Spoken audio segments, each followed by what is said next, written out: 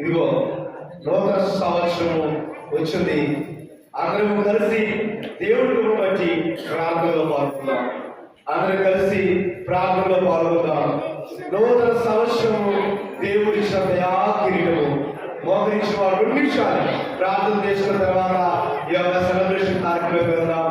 ఈ నూతన సంవత్సరంలో దేవుడు సజీవులుగా ఈ మందిరంలో మనం నిలబెట్టినందుకు ప్రభువానికి స్తోత్రం, ప్రభువానికి వందనాలయ్యా. సర్వోన్నతుడా దేవానికి స్తోత్రం ప్రభా. సర్వశక్తి మందిరం